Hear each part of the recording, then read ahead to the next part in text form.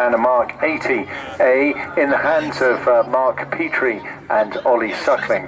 They're going to arrive from our right-hand side, so keep a good lookout out there. They'll be coming in fairly fast as well.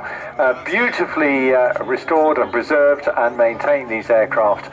And as I say, a real pleasure. The penultimate act of the day, we are going from a vintage, what was an Air Force training regime. These two actually the top end of the export orders and armed versions of the ever popular Strikemaster. From your right hand side, for a canopy bend arrival pass, please welcome the Strikemaster pair.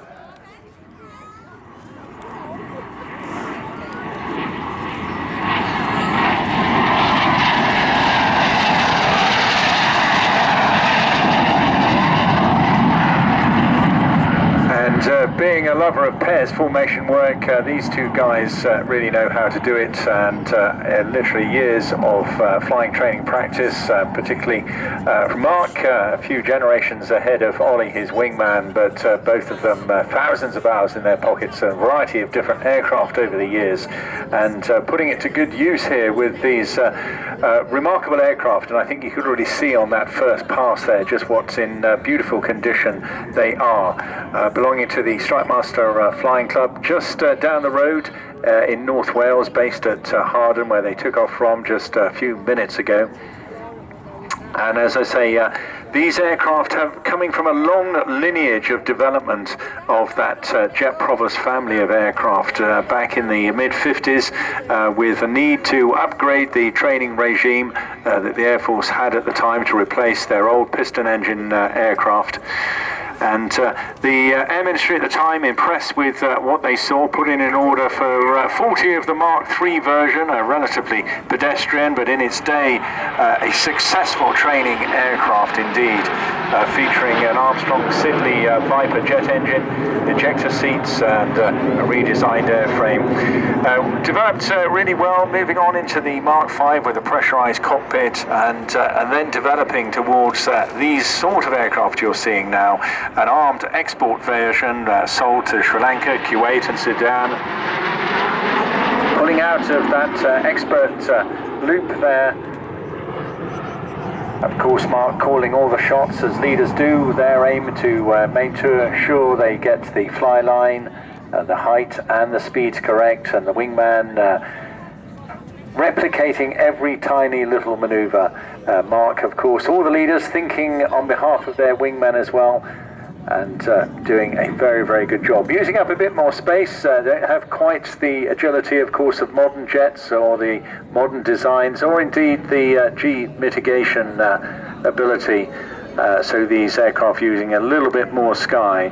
The export version of the Mark V's really successful, going on armed with two 7.7 303-inch machine guns, being sold on to Iraq, South Yemen, Sudan and Venezuela, and the final armed export version going to Sudan. And there's a bit of a story, if we get time to tell it to all of you, in one of these aircraft of that Sudanese cockpit. Coming in now half right on the 45 with the headlights on, coming in for the twister.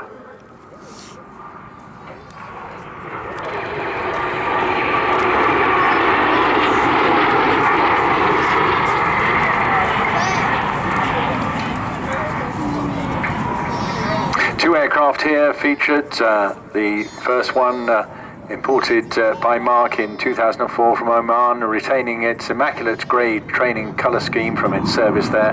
One of the youngest Strikemasters ever produced, and celebrating, I think it's up to about 33 years now, but that's nothing for an aircraft of this strength and construction. The other aircraft, GRSAF, started life as 1120 for the Royal Saudi Air Force, and the wings on this aircraft, interesting enough, saw service also with the Royal Omani Air Force as well, and painted in the colour scheme of that of 417 Sultan of Oman's Air Force from the 1972 era. Does he get cut about the shoes?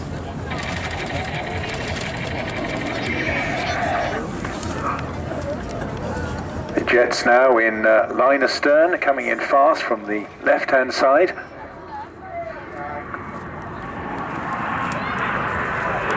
And rolling.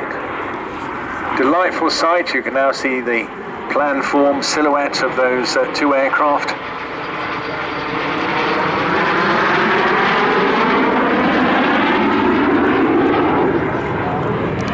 So essentially what you're looking at here, the Strikemaster, a combat derivative of the Jet Provost Mark V, and so as mentioned, considerable export success, including combat in the Oman-Yemeni wars.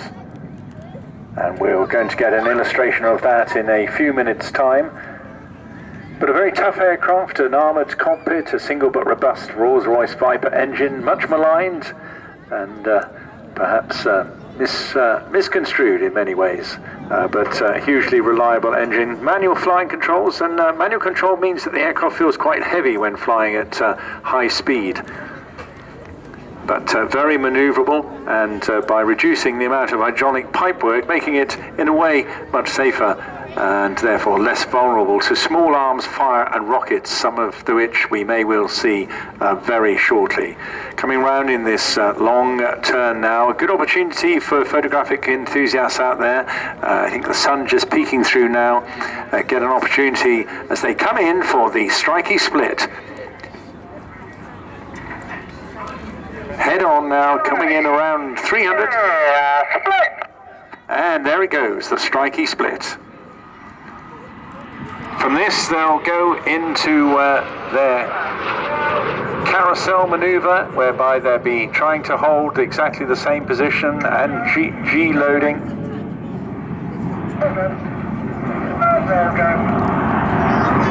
You see, and you may hear Mark in the background on my radio as I just check their maneuvers. Slight Canadian lilt there. That's, of course, that's where he was born, coming across to UK.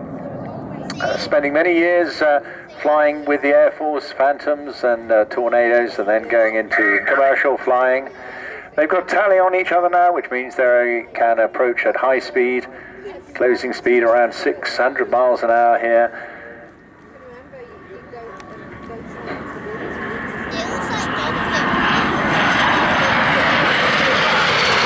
And very neatly done indeed.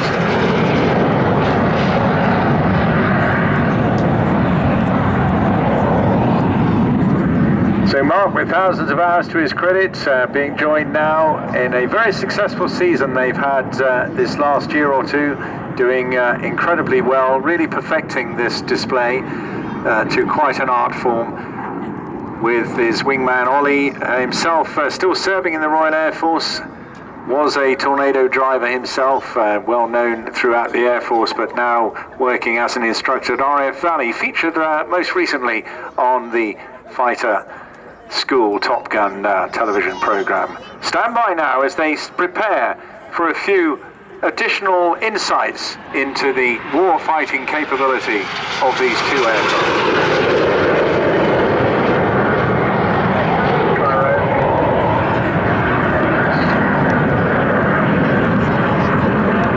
I mentioned these aircraft involved in the Oman-Yemeni wars, and an opportunity to see the strafing ability and, of course, the rocket and bomb loading, able to carry 500-pound bombs.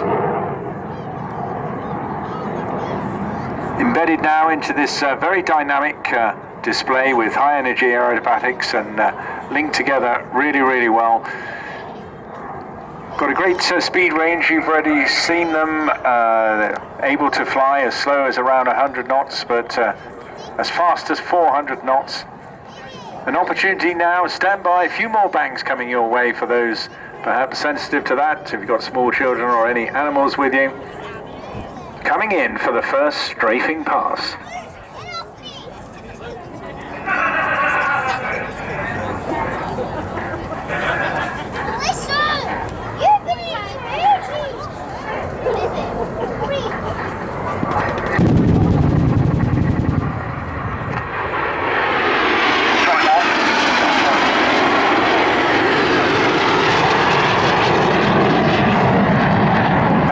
You'll agree, absolutely fantastic. That just adds a real style. Oh, terrific, and the bombs as well. Just shaking the beach.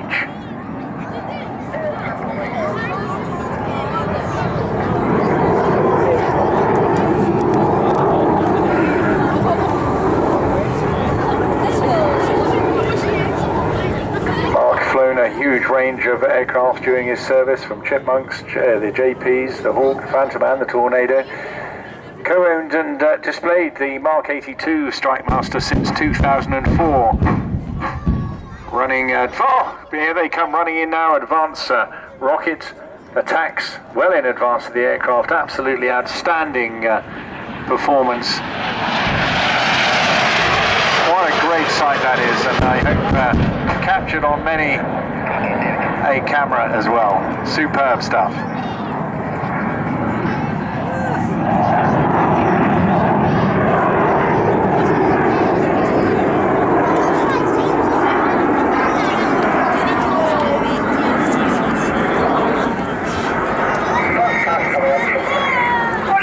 Mark also happens to be the director of the North Wales Maintenance Company that he established. Down at Harden, and got a terrific business there, and a massive spare supplier of jet provost and also Viper engine parts as well. Repositioning now for their final pass. He'll be coming in towards you, another great photographic opportunity. Pulling up and getting as much altitude as he can to depart for the final time in this fabulous weekend we've had here at the 28th Southport Airshow. Keep your eyes on them now.